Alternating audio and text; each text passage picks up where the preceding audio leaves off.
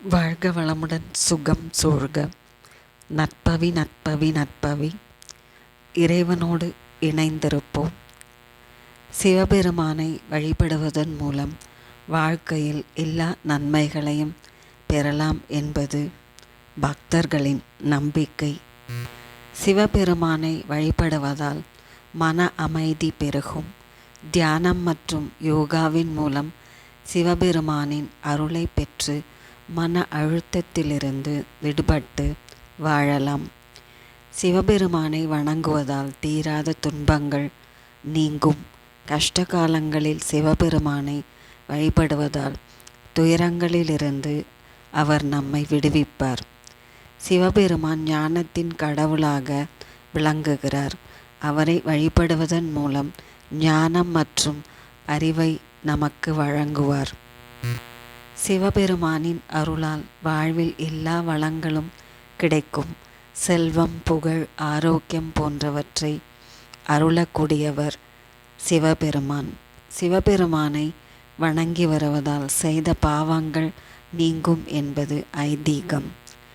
சிவபெருமானை தினமும் வழிபடுவதால் புண்ணியங்கள் சேரும். இது மறுபிறவியில் நல்ல பலன்களை தரும் என்பது பக்தர்களின் நம்பிக்கை. சிவபெருமானை வழிபடும்போது அவருக்கு பால், தயிர், தேன், சந்தனம் போன்ற பொருட்களை கொண்டு அபிஷேகம் செய்து வழிபடலாம். வில்வ இலைகள் மற்றும் மலர்களை படைத்து அர்ச்சனை செய்து வழிபடலாம். மேலும் சிவபுராணம், திருவாசகம் போன்ற பாடல்களை பாடி பிரார்த்தனை செய்வது சிறப்பான பலன்களை தந்தருளும்.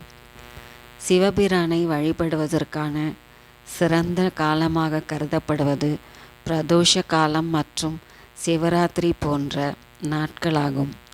இந்த நாட்களில் விரதம் இருந்து சிவபெருமானை வணங்கி வருவதால் அவரின் பரிபூர்ண அருளை பெற்று பெருவாழ்வு வாழலாம். தெய்வங்கள் அனைத்திற்கும் தலைவராக விளங்கக்கூடியவர் சிவபெருமான் என புராணங்கள் சொல்கின்றன.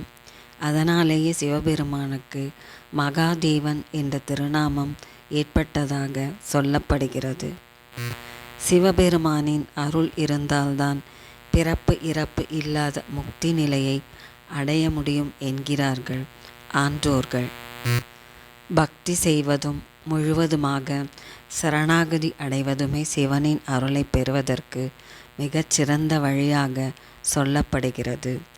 சிவபெருமானின் மந்திரங்களை, குறிப்பாக பஞ்சாட்சர மந்திரமான ஓம் நம சிவாய மந்திரத்தை தினமும் உச்சரிப்பது சிவபெருமானின் அருளை விரைவில் பெற்றுத்தரும்.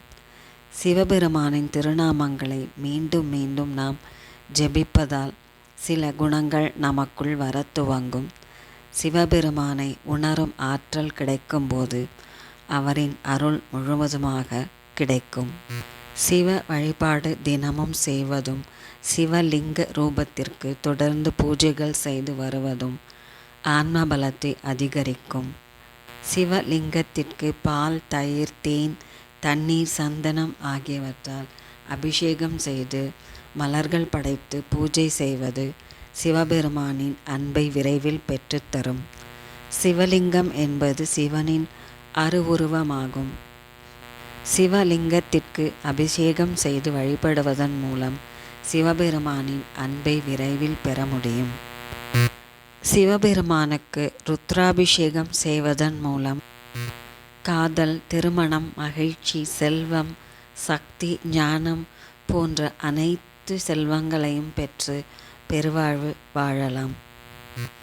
சிவபெருமானுக்கு பூஜைகள், அபிஷேகம், ஆராதனை செய்யும்போது சொல்ல வேண்டிய சிவபெருமானின் திருநாமங்கள்: ஓம் சிவாய போற்றி, ஓம் மகேஸ்வராய போற்றி, ஓம் சம்பவே போற்றி, ஓம் பினாகினே போற்றி, ஓம் சசிசேகராய போற்றி, ஓம் சூலபாணையை போற்றி, ஓம் சங்கராய போற்றி, ஓம் விஷ்ணுவல்லபாய போற்றி, ஓம் சர்வாய போற்றி, ஓம் திரிலோகேஷாய போற்றி, ஓம் உக்ராய போற்றி, ஓம் கபாலினே போற்றி.